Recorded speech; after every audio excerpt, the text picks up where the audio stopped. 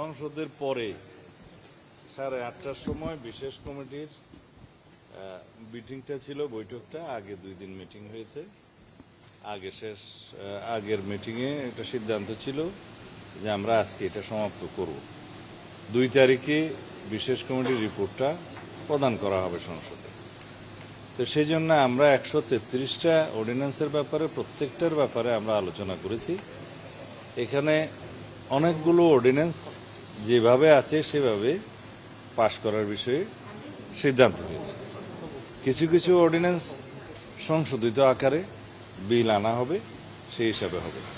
আর কিছু কিছু অর্ডিন্যান্স হয়তো আমরা আলোচনা করার, বিল আনার বা সংশোধিত আকারে আনার সময় পাবো না, কারণ সময়টা 11 দিন 12 দিন আছে। আগামী 10 তারিখের ভিতরে সময়টা শেষ হয়ে যাবে। তো সেই জন্য সেই সমস্ত অর্ডিন্যান্সের ক্ষেত্রে আমাদের একটা চিন্তা ভাবনা আছে, সবার মতামত হচ্ছে পরবর্তী সেশনে আমরা যেগুলো পাশ করতে চাইব বিল আকারে নিয়ে আসবো, এই সমস্ত সিদ্ধান্ত। আর কিছু কিছু বিষয়ে যেহেতু বিশেষ কমিটিতে বিরোধী দলীয় কয়েকজন সদস্য আছেন, তাদের মতামত এবং আমাদেরও সরকারি দলের কয়েকজন সদস্য আছেন, তারা কিছু কিছু ব্যাপারে অর্ডিন্যান্সের বিষয়ে তাদের নোট অফ ডিসেন্ট দিয়েছে।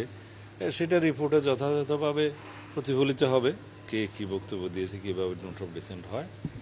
তবে আমরা আমাদের একটা মতামত এভাবে বলতে পারি যে বিল আকারে যখন এগুলো উত্থাপিত হবে, বিভিন্ন মন্ত্রণালয়ের মন্ত্রীগণ উপস্থাপন করবেন, তারপরে বিল অনুমোদন হোক বা অননুমোদন হোক, সেটা তখন first reading, second reading, third রিডিংয়ে আইন প্রণয়নের সময় সবাই যার যার বক্তব্য উপস্থাপন করতে পারবে।